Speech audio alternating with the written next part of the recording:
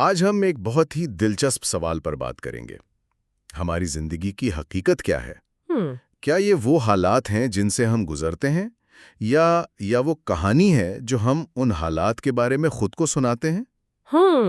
یہ بہت گہرا سوال ہے۔ آپ نے کبھی سوچا ہے کہ ایک ہی گھر میں ایک ہی جیسے وسائل کے ساتھ رہنے والے دو لوگوں کا تجربہ اتنا مختلف کیوں ہو سکتا ہے؟ جی بالکل۔ ایک کو ہر طرف فراوانی اور سکون نظر آتا ہے، جبکہ دوسرا اسے صرف کمی اور شکایت ہی نظر آتی ہے۔ صحیح۔ تو آج کی گفتگو میں ہم اسی تعلق کو سمجھنے کی کوشش کریں گے کہ ہماری گفتگو، ہماری سوچ اور ہماری زندگی کی کیفیت میں آخر رشتہ کیا ہے۔ اور یہ ایک بہت بنیادی نکتہ ہے کہ ہمارے الفاظ صرف خیالات کو بیان نہیں کرتے۔ اچھا؟ وہ ہماری حقیقت کو تخلیق کرتے ہیں۔ ہماری زبان، آپ کہہ لیں کہ ہمارے ذہن کے لیے ایک لینس کی طرح کام کرتی ہے۔ لینس کی طرح؟ جی، اگر اس لینس پر منفی سوچ کی گرد جمی ہو تو دنیا کی خوبصورت سے خوبصورت چیز بھی میلی اور دھندلی ہی نظر آئے گی۔ صحیح۔ اس کی ایک بہت ہی طاقتور مثال ہمیں حضرت ابراہیم علیہ السلام کی زندگی میں ملتی ہے۔ جب وہ اپنے بیٹے حضرت اسماعیل علیہ السلام سے ملنے مکہ تشریف لائے تھے۔ یہ وہی واقعہ ہے نا جب وہ دو مختلف موقعوں پر آئے تھے؟ جی بالکل۔ اور دونوں بار تجربہ بالکل الگ تھا، حالانکہ بیرونی حالات میں کوئی خاص تبدیلی نہیں آئی تھی۔ کوئی تبدیلی نہیں آئی تھی۔ پہلی بار جب وہ تشریف لائے تو حضرت اسماعیل علیہ السلام گھر پر نہیں تھے۔ اچھا۔ ان کی اہلیہ موجود تھیں۔ حضرت ابراہیم نے ان سے گھر کے حالات پوچھے کہ گزر بسر کیسی ہے۔ ان کا جواب تھا کہ ہم بڑی تنگی میں ہیں، بہت مشکلات ہیں، کھانے پینے کو کچھ خاص نہیں، زندگی بہت کٹھن ہے۔ یعنی ہر چیز کی شکایت؟ ہر چیز کی۔ تو حضرت ابراہیم علیہ السلام نے ان کا جواب سن کر بس ایک پیغام دیا کہ جب تمہارے شوہر واپس آئیں تو ان سے کہنا کہ اپنے گھر کی چوکھٹ بدل دیں۔ براہ راست کچھ نہیں کہا، صرف ایک اشارہ دے دیا؟ جی، صرف ایک اشارہ۔ اور پھر دوسری بار جب وہ آئے تب کیا صورتحال تھی؟ کچھ عرصے بعد جب وہ دوبارہ تشریف لائے تو حضرت اسماعیل علیہ السلام دوسری شادی کر چکے تھے۔ وہ پھر گھر پر نہیں تھے اور اس بار ان کی نئی اہلیہ سے ملاقات ہوئی۔ حضرت ابراہیم نے ان سے بھی وہی سوال پوچھا، گزر بسر کیسی ہو رہی ہے؟ اور جواب بالکل مختلف تھا۔ انہوں نے کہا، الحمدللہ ہم بہت اچھی حالت میں ہیں، اللہ کا بڑا کرم ہے، ہمارے پاس کھانے کو گوشت بھی ہے، پینے کو پانی بھی ہے۔ انہوں نے ہر نعمت پر اللہ کا شکر ادا کیا۔ واہ!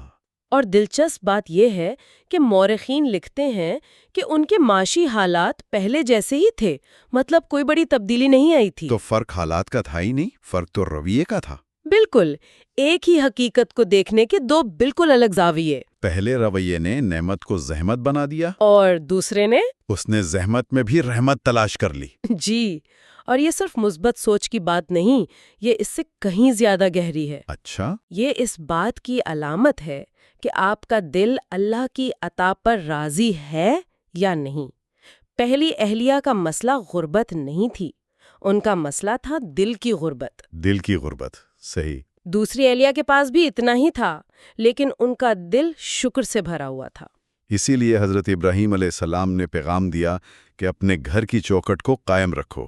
اس سے یہ پتہ چلتا ہے کہ ہماری زندگی کا معیار ہمارے بینک بیلنس سے نہیں بلکہ ہماری شکر گزاری کے احساس سے طے ہوتا ہے۔ بالکل۔ اور یہ بات قرآن کی اس آیت سے کتنی خوبصورتی سے جڑتی ہے، اور اپنے رب کی نعمت کا خوب چرچا کرو۔ جی۔ ہم اکثر اس کا مطلب صرف یہ سمجھتے ہیں کہ زبان سے الحمدللہ کہہ دیا، لیکن یہ واقعہ بتاتا ہے کہ چرچا کرنا ایک رویہ ہے، ایک کیفیت ہے، ایک پوری کیفیت ہے جو آپ کے ہر جواب سے ظاہر ہوتی ہے۔ بہت عمدہ نکتہ اٹھایا آپ نے، اور اسی احساس کو عملی زندگی میں اپنانے کے لیے ہمیں حدیث میں ایک بہت واضح فارمولا دیا گیا ہے۔ ہم اکثر اس حدیث کا پہلا حصہ سنتے ہیں کہ دنیاوی معاملات میں ان لوگوں کو دیکھو جو تم سے کمتر ہیں۔ جی، تاکہ ناشکری پیدا نہ ہو۔ بالکل، اور ان کو مت دیکھو جو تم سے برتر ہیں۔ یہ تو ہو گیا موازنے کا اصول۔ لیکن مجھے لگتا ہے اس میں کچھ اور بھی ہے جو ہم اکثر چھوڑ دیتے ہیں۔ جی، اس کا دوسرا حصہ جو اس کی روح ہے وہ اکثر نظر انداز ہو جاتا ہے۔ وہ کیا ہے؟ وہ ہے، یہ اس بات کے زیادہ لائق ہے کہ تم اللہ کی نعمت کو حقیر نہ جانو۔ اللہ کی نعمت کو حقیر نہ جانو؟ جی، اصل زور حقیر نہ جاننے پر ہے۔ مسئلہ صرف موازنے کا نہیں، اصل مسئلہ یہ ہے کہ جو آپ کے پاس ہے آپ اس کی قدر کر رہی ہیں یا اسے کمتر سمجھ رہی ہیں۔ یہ جملہ تو سوچنے پر مجبور کرتا ہے۔ ہم دن میں کتنی بار ایسا کرتے ہوں گے؟ شاید احساس بھی نہیں ہوتا۔ جی، جیسے اپنے گھر کو کسی اور کے بڑے گھر کے مقابلے میں چھوٹا کہہ دینا، یا اپنی گاڑی کو کسی کی نئی گاڑی کے سامنے پرانا سمجھنا، یہ سب حقیر جاننے کے ہی تو انداز ہیں۔ اور اس کی سب سے بڑی مثال ہمیں پیغمبر اسلام صلی اللہ علیہ وسلم کے طرز عمل سے ملتی ہے۔ آپ تصور کریں، وہ ہستی جن کے لیے کائنات بنائی گئی، ان کا رویہ کیسا تھا؟ روایات میں آتا ہے کہ انہوں نے اپنی پوری زندگی میں کبھی کسی کھانے میں عیب نہیں نکالا۔ کبھی بھی؟ کبھی نہیں۔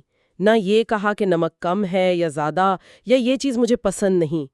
اگر پسند آتا تو کھا لیتے، ورنہ خاموشی سے چھوڑ دیتے۔ یہ سوچ کر ہی حیرت ہوتی ہے، ہم تو ہر نوالے کا ذہنی تجزیہ کر رہے ہوتے ہیں جیسے کوئی فوڈ بلاگر ہوں۔ جی بالکل۔ اپنے ہی گھر میں بنے کھانے پر ایسے تبصرے کرتے ہیں جیسے کسی 5 اسٹار ریسٹورنٹ کا ریویو دے رہے ہوں۔ اور یہی وہ فرق ہے جو ایک شکر گزار اور ایک ناقدر انسان میں ہوتا ہے۔ ان کے لیے کھانا صرف پیٹ بھرنے کا ذریعہ نہیں تھا، بلکہ اللہ کا رزق تھا، ایک نعمت، اور نعمت میں عیب نہیں نکالا جاتا۔ صحیح۔ اس سے جڑا حضرت جابر رضی اللہ عنہ کا ایک واقعہ ہے جو اس رویے کو اور بھی واضح کر دیتا ہے۔ اچھا، وہ کیا ہے؟ وہ کہتے ہیں کہ ایک دن نبی اکرم صلی اللہ علیہ وسلم نے ان کا ہاتھ پکڑا اور اپنے گھر لے گئے۔ گھر پہنچ کر پوچھا کہ کھانے کو کچھ ہے؟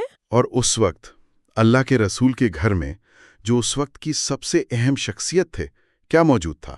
گھر والوں نے بتایا کہ صرف روٹی کے چند سوکھے ٹکڑے ہیں اور ساتھ میں تھوڑا سا سرکہ ہے۔ سوکھی روٹی اور سرکہ؟ جی۔ اب آج کے دور میں کوئی مہمان کو تو چھوڑے، خود بھی شاید یہ کھانا پسند نہ کرے۔ بالکل، اسے آسانی سے حقیر سمجھا جا سکتا ہے۔ سمجھا جا سکتا تھا، لیکن نبی اکرم صلی اللہ علیہ وسلم کا رد عمل دیکھیں۔ انہوں نے فرمایا، سرکہ کتنا بہترین سالن ہے۔ واہ! یعنی انہوں نے نہ صرف شکایت نہیں کی بلکہ اس معمولی چیز کو بہترین قرار دے دیا۔ بالکل۔ لیکن یہاں ایک سوال پیدا ہوتا ہے۔ کچھ لوگ کہہ سکتے ہیں کہ یہ تو حقیقت کو نظر انداز کرنا ہے، یا جسے آج کل ٹاکسک پوزیٹیوٹی کہتے ہیں، کہ آپ بس ہر چیز کو زبردستی اچھا کہہ رہے ہیں۔ اس رویے اور حقیقت پسندی میں کیا فرق ہے؟ یہ بہت اہم سوال ہے۔ یہ ٹاکسک پوزیٹیوٹی نہیں ہے۔ زہریلی مثبت پسندی یہ ہے کہ آپ مسائل کو تسلیم ہی نہ کریں اور دکھاوے کی خوشی طاری کر لیں۔ اچھا۔ یہاں ایسا نہیں ہے۔ یہاں حقیقت کو تسلیم کیا جا رہا ہے کہ دسترخوان پر صرف سرکہ اور روٹی ہے، لیکن انتخاب یہ کیا جا رہا ہے کہ اس میں موجود خیر اور نعمت پر توجہ دی جائے۔ یعنی مایوسی کے بجائے امید کا انتخاب۔ جی، انہوں نے یہ نہیں کہا کہ یہ تو شہد اور مکھن سے بھی بہتر ہے، جو کہ حقیقت کے خلاف ہوتا۔ انہوں نے کہا یہ ایک بہترین سالن ہے، یعنی جو موجود ہے اس کی حیثیت میں وہ بہترین ہے۔ بہت خوب، یہ شکر گزاری کا عملی اظہار ہے، حقیقت سے فرار نہیں۔ بالکل، اور اس رویے کا اثر وہ صرف ان کی ذات تک محدود نہیں رہا۔ اس کا ماحول پر کیا اثر پڑا ہوگا؟ اس کا اثر متعدی تھا۔ حضرت جابر رضی اللہ تعالیٰ عنہ فرماتے ہیں کہ اس دن کے بعد سے مجھے سرکے سے محبت ہو گئی۔ اچھا۔ اور ان سے روایت کرنے والے تابعی کہتے ہیں کہ جب سے میں نے یہ سنا مجھے بھی سرکہ پسند آنے لگا۔ یہ تو ایک مثبت وائرس کی طرح ہے۔ بالکل، جب آپ کا لیڈر، آپ کا رول ماڈل ایک معمولی چیز پر اتنا خوش اور شکر گزار ہو تو پیروکاروں کے دلوں سے بھی ناشکری کا احساس نکل جاتا ہے۔ یہ بہت گہری بات ہے۔ اگر اتنی چھوٹی سی چیز یعنی سرکہ کے بارے میں ہمارا رویہ اتنا بڑا اثر ڈال سکتا ہے، جی، تو ہماری زندگی کے بڑے اور پیچیدہ معاملات جیسے ہمارے رشتے، ان پر تو اس اصول کا اطلاق اور بھی زیادہ ضروری ہو جاتا ہے۔ آپ نے بالکل نبض پر ہاتھ رکھا ہے۔ ازدواجی زندگی میں یہ اصول کامیابی کی کنجی ہے۔ کیسے؟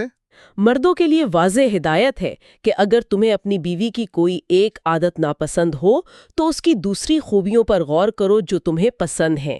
یعنی اپنی توجہ کا مرکز خامی سے ہٹا کر خوبی کی طرف لے جاؤ۔ جی، ایک برائی کی وجہ سے اس کی 10 اچھائیوں کو نظر انداز مت کرو۔ اور یہی نصیحت عورتوں کے لیے بھی ہے؟ ان کے لیے تو اور بھی سخت الفاظ استعمال ہوئے ہیں۔ حدیث کا مفہوم ہے کہ ناشکری سے بچو، ایسا نہ ہو کہ شوہر ساری زندگی تمہارے ساتھ بھلائی کرتا رہے، اور کبھی کوئی ایک غلطی ہو جائے تو تم کہہ دو کہ میں نے تو تم سے کبھی کوئی سکھ دیکھا ہی نہیں۔ یہ جملہ تو تعلقات کو تباہ کر دیتا ہے۔ بالکل، یہ دراصل اللہ کی اس نعمت یعنی آپ کے شریک حیات کو حقیر جاننے کے مترادف ہے۔ اور اس کا نفسیاتی اثر یہ ہوتا ہے کہ دوسرے شخص کی کوشش کرنے کی ہمت ہی ختم ہو جاتی ہے۔ ختم ہو جاتی ہے۔ جب اسے پتا ہو کہ میری 1000 اچھائیوں کو ایک غلطی پر بھلا دیا جائے گا تو وہ کوشش کیوں کرے گا؟ بالکل، اور پھر دونوں ہی ناخوش رہتے ہیں۔ اس لیے خامی پر توجہ دینے کے بجائے خوبی کو سراہنا چاہیے، خوبی کا چرچا کرنا چاہیے۔ جی، جب آپ خوبی کا چرچا کریں گی تو اللہ تعالیٰ اسی خوبی کو آپ کی زندگی میں غالب کر دے گا۔ یہ ہر حال میں خیر تلاش کرنے کا رویہ ہے۔ مجھے وہ واقعہ یاد آ رہا ہے جب صلح حدیبیہ کے موقع پر حالات انتہائی کشیدہ تھے۔ جی، مسلمان مایوسی اور غصے کی کیفیت میں تھے، اور مذاکرات کے لیے مخالفین کی طرف سے سہیل نامی ایک شخص آیا۔ صحابہ اس کی آمد سے مزید پریشان ہو گئے تھے۔ جی، کیونکہ وہ ایک سخت گیر شخص کے طور پر مشہور تھا۔ ہاں، تو ایسے مایوس کن ماحول میں جب ہر طرف بے یقینی تھی، پیغمبر اکرم صلی اللہ علیہ وسلم نے اس شخص کو آتے دیکھا اور مسکرا کے فرمایا، لگتا ہے اللہ نے ہمارے معاملے میں آسانی پیدا کر دی ہے، صرف اس لیے کہ آنے والے کا نام سہیل تھا، جس کا مطلب آسان ہوتا ہے۔ انہوں نے اس کے نام میں بھی ایک اچھی علامت دیکھ لی۔ جی، یہ کوئی سادہ لوہی نہیں تھی، یہ اللہ پر توکل اور ہر حال میں امید کی کرن تلاش کرنے کی اعلیٰ ترین مثال تھی۔ بالکل، اور اس کے برعکس منفی رویہ بھی متعدی ہوتا ہے۔ اچھا، یہ صرف ہماری زندگی کو متاثر نہیں کرتا، بلکہ یہ نسل در نسل منتقل ہوتا ہے۔ جب بچے اپنے والدین کو ہر وقت مہنگائی، کمی اور مسائل کا رونا روتے سنتے ہیں تو ان کے ذہن میں بھی وہی نقشہ بن جاتا ہے۔ وہی نقشہ بن جاتا ہے کہ دنیا ایک بری جگہ ہے اور نعمتیں ہمیشہ ناکافی ہوتی ہیں۔ اس کی مثال آج کل بہت عام ہے، جیسے کسی بچے کو آئی فون 13 لے کر دیا جائے اور وہ خوش ہونے کے بجائے یہ شکایت کرے کہ میرے دوست کے پاس تو آئی فون 15 ہے۔ بالکل، وہ اس نعمت کو حقیر جان رہا ہے جو لاکھوں لوگوں کے لیے ایک خواب ہے۔ اور یہ رویہ اس نے اپنے ماحول سے سیکھا ہے۔ جی، اس نے دیکھا ہے کہ خوشی اس چیز میں نہیں جو ہمارے پاس ہے، بلکہ اس چیز میں ہے جو ہمارے پاس نہیں ہے۔ یہ ایک نہ ختم ہونے والی دوڑ ہے۔ صحیح۔ اس کے برعکس پیغمبر اکرم صلی اللہ علیہ وسلم کی شکر گزاری بھی متعدی تھی۔ جب صحابہ نے انہیں سرکہ پر خوش ہوتے دیکھا تو انہوں نے سوچا ہوگا کہ اگر اللہ کے رسول اس پر راضی ہیں تو ہم کون ہوتے ہیں ناشکری کرنے والے۔ لیکن بہت سے لوگ یہ سن کر سوچتے ہیں کہ یہ سب کہنے میں تو اچھا لگتا ہے، لیکن منفی سوچ کی عادت اتنی پختہ ہو چکی ہے کہ اسے بدلنا تقریباً ناممکن ہے۔ جی بالکل، ہم تو اسی طرح سوچنے کے عادی ہو چکے ہیں۔ یہ اعتراض بالکل درست ہے کہ عادتیں، خاص طور پر سوچ کی عادتیں، ایک رات میں نہیں بدلتی۔ لیکن اس کا یہ مطلب نہیں کہ وہ بدل نہیں سکتی۔ تبدیلی کا آغاز ہمیشہ چھوٹے، قابل عمل اقدامات سے ہوتا ہے۔ چھوٹے اقدامات سے۔ جی، حل یہ نہیں کہ آپ کل سے ایک مکمل مثبت انسان بننے کی کوشش کریں، بلکہ یہ ہے کہ آپ روزمرہ کی چھوٹی چھوٹی چیزوں پر توجہ دینا شروع کریں۔ یعنی خود کو شعوری طور پر تربیت دینا کہ چھوٹی سے چھوٹی بھلائی کو بھی پہچانیں اور اس پر شکر ادا کریں۔ جی، مثال کے طور پر نفسیات میں ایک مشق ہے جسے 3 گڈ تھنگز کہتے ہیں۔ اچھا۔ ہر رات سونے سے پہلے صرف 3 ایسی چیزیں لکھیں جو آج کے دن میں اچھی ہوئیں، چاہے وہ کتنی ہی معمولی کیوں نہ ہو۔ جیسے آج چائے کا کپ بہت اچھا تھا۔ بالکل، یا کسی نے مجھے دیکھ کر مسکرا دیا۔ یہ مشق آپ کے دماغ کو منفی سے مثبت کی طرف دیکھنے کے لیے ری وائر کرتی ہے۔ اور اللہ کا وعدہ بھی تو یہی ہے، اگر تم شکر کرو گے تو میں تمہیں اور زیادہ دوں گا۔ جی، شاید اس زیادہ کا مطلب صرف مادی چیزیں نہیں، بلکہ نعمت کو دیکھنے کی صلاحیت میں اضافہ بھی ہے۔ وہ آپ کو وہ دل دیتا ہے جو ہر حال میں مطمئن رہتا ہے، اور یہی حقیقی دولت ہے۔ تو آج کی گفتگو کا خلاصہ یہ ہے کہ ہماری زندگی کا معیار ہمارے حالات سے زیادہ ہمارے رویے اور گفتگو پر منحصر ہے۔ بالکل۔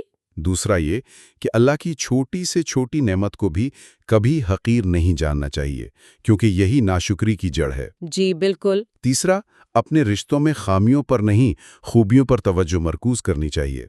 اور آخر میں، شکر گزاری ایک انتخاب ہے، ایک سیکھا جانے والا ہنر ہے۔ ایک ایسا انتخاب جو ہم ہر روز، ہر لمحہ کرتے ہیں۔ اس گفتگو کو ختم کرنے سے پہلے میں چاہوں گا کہ آپ سننے والوں کے لیے غور و فکر کے لیے کوئی ایک نقطہ چھوڑ جائیں۔ ضرور، میں سننے والوں کو یہ سوچنے کی دعوت دوں گی، آج کے دن کی وہ کون سی ایک معمولی نعمت ہے جسے اب تک آپ نے نظر انداز کیا ہے، لیکن اب اس پر دل سے شکر ادا کیا جا سکتا ہے۔ وہ نعمت کچھ بھی ہو سکتی ہے، آپ کے سر پر چھت، آپ کے جسم کی صحت، ایک پرسکون سانس، کسی عزیز کی موجودگی۔ جی، اس ایک نعمت کو پہچاننا اور اس پر 5 سیکنڈ کے لیے دل سے شکر ادا کرنا آپ کے باقی دن کے مزاج کو کیسے بدل سکتا ہے؟